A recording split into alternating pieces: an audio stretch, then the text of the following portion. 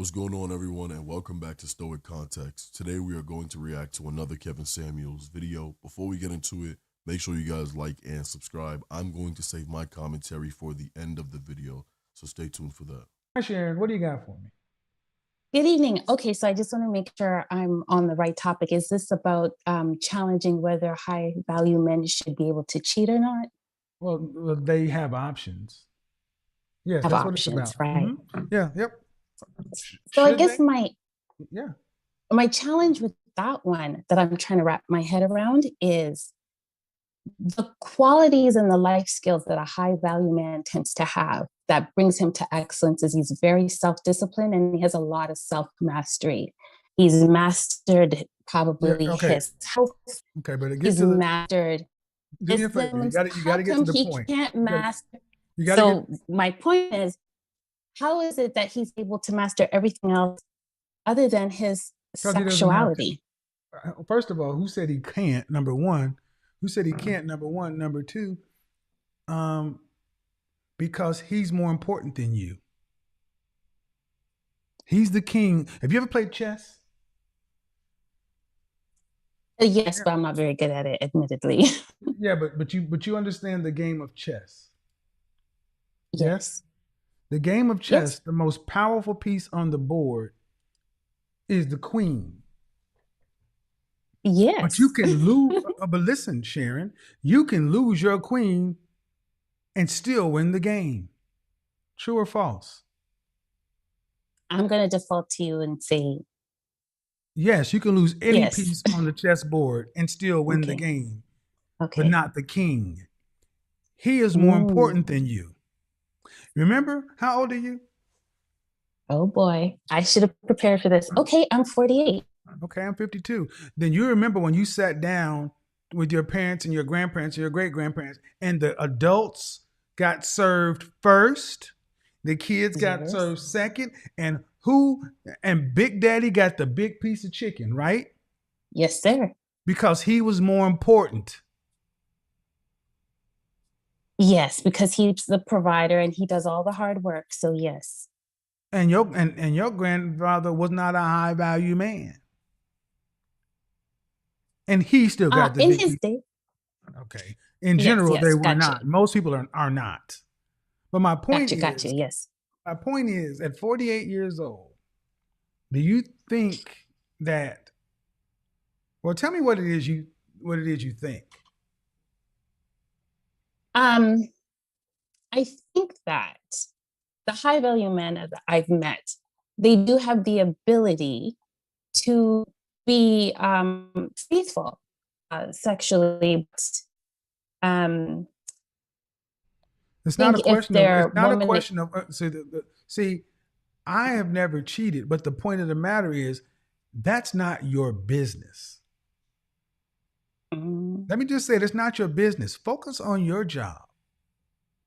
What he chooses to do, as long as he's taking care of home, is none of your business. If he's providing a lifestyle that 90+% of women could only dream of, you need to be quiet. What I don't know won't hurt me. No, what you know will get you being what you know will get you a.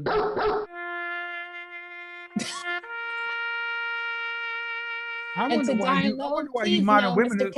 you modern women are so controlling. When women since recorded history have understood that if you want a man who's exceptional, you're gonna have to deal with some stuff. Y'all want a man who's exceptional. You don't want any pain. You better go ask Betty Wright. You better go ask No Pain, No Gain. I mean, you're old enough to know better.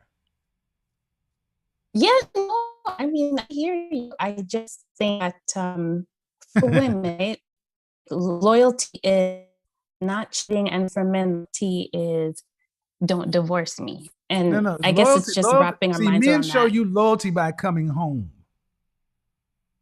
Men show you loyalty by keeping the mortgage paid and keeping you provided for.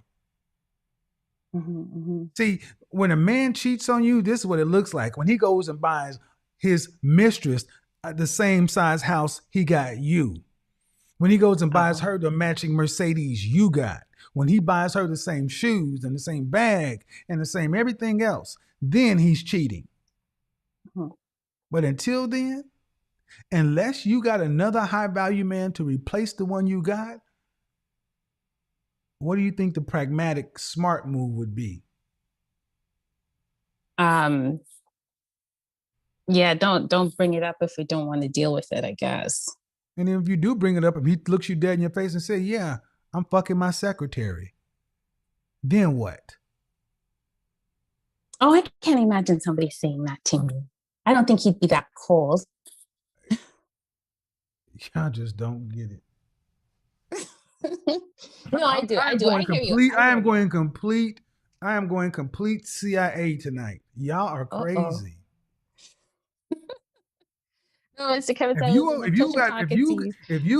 you got the nerve, if you want to ask him in the lap of everything he's providing for you, if you want to start questioning the way in which he makes the money. You ever watch The Sopranos? Yeah, a little bit in the first season or so. Did you ever notice that Carmela, who was married to Tony, she never asked about how the money got made. She didn't ask if he murdered anybody, if he shot anybody, are you selling drugs, heroin, hookers, strippers, whatever. She just made sure that they got in a pasta and sausage, and she realized what he did, but she didn't want to know. Right. Because she looked around and said, I know a lot of chicks that actually have to go work at the meat factory, and I got this. See, what it shows today is modern women. You're not grateful for what it has, and you want it all. You want to control your man instead of controlling what you're supposed to be focused on. Focus on being able to administer the life he is providing. Realize that 1 in 3 out of 4 sisters won't marry at all. Count your blessings. Because the notion is most high value men don't choose to exercise their options. But the fact of the matter is they can. And I like to lean on what you're saying there. I think most choose not to exercise the options. I agree with you there, even though they can, but most don't. Because well, it doesn't. Okay. Whether they do or don't, no disrespect, but it's none of your business. It's not. We're married, it is. But we'll agree to disagree. Okay, well then I suggest, ma'am, are you married? Oh no, here we go. No, I'm not married. What do you mean? Where we go? Are you married? I'm not married. You've been married? I've not been married. You have any children? I do, but she's an adult. 1. Why are you not married? I guess. Okay, straight. You know what? I watch this. I should know enough. Okay, I'll tell you straight. Most of my life, my 20s and 30s, I was overweight. So I agree with most of your theories. I was overweight. I was cute, but I was frumpy. And so I didn't have the confidence, and I didn't tend to get in the relationship that I was holding out to somebody had sex with you, they didn't want to marry you. But after I lost the weight, I'm cute, and so now going big and going for it all. Asked a question. The guy you had sex with didn't want to marry you? Yes. Did he? He did. And so stop. Yes. Then why didn't you take your cute self, who decided to make a baby with a man, down the aisle? Yes. At that time, once I discovered the cheating, I couldn't handle it as a young girl. I couldn't. So it's better. So it's better to be a 48-year-old alone woman. No, definitely not. I mean, this is my point. This is my point. Yes. You've chosen to have a baby before you married, and then the man who wanted to make it legal and build a life with you, but you wanted it all. And you got nothing. And see, what I need for you ladies at 48 to stop asking questions about what men do respect, ma'am. And I mean no disrespect. Hold on. Okay. What I need for you ladies is to stop asking about high value men that you will never get. And start telling young ladies, don't do like I did. Well, definitely don't do like I did. But that's not what you. But that's not what you're doing. You women your age would rather argue the things I'm saying when high value ain't nowhere in your future. Instead of turning to the young women and saying, you know what? I wish somebody would have sat me down when I was younger, and told me to marry that guy who I got pregnant with, and go on and accept what I got and build something and try to do something versus getting what I got. Because at the end of the day, and see, it's not you, but the largest sector of my detractors are women over 35. Mm-hmm. And they're talking high value this, high value that. And ain't nothing high value coming in most of these women. They're aged out. Actually, Mr. Sam, you know what I wish? I wish that your program was back when I was in my 20s, and I would have probably, I agree with what you say. Choose well, I wish wisely, it had too, because I wish it had too, because I wish it had too, because I want you guys to understand something. I wish it had too, because these are the women that men like myself had to pick from. They did not want to marry. They did not want to marry. They would have preferred to have a husband and a baby and no husband. A baby and no husband. That's what you guys need to understand. The women of my generation are like this woman, maybe nice people, but they prefer to be by themselves. And this is why so many are angry with me, because it's like, well, you look at the choices you've made. When I ask a woman, how many relationships have you had that you haven't walked away from? Not many. They've walked away from them all. Selena, go ahead. Selena? Hi, how are you tonight? I am good. How old are you? I'm 25. I just turned 25. All right. 2 days ago. High value men don't cheat the exercise. High value men don't cheat the exercise options, and you better deal with it. That's the topic tonight. What do you got? I agree. Okay. Yep, I agree. And I'm not looking for a high value man, but I agree with that. It's sad but true. Why is it sad? Why would you say it's sad? Because I guess it's not so sad if you think about it like business, but I mean, like, I guess emotionally you would kind of have to get to that point where it wasn't sad, but I guess initially it would be sad because I don't know. Mm-hmm. Yeah.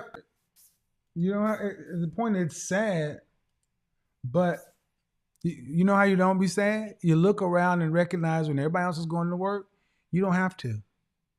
Life is about choices and trade-offs. Ladies, life is about choices and trade-offs. That's really what it comes down to. The conversation we just heard is about choices, not just dating choices, but life choices that affect your present. Sharon was speaking from experience, which is valuable, but also telling.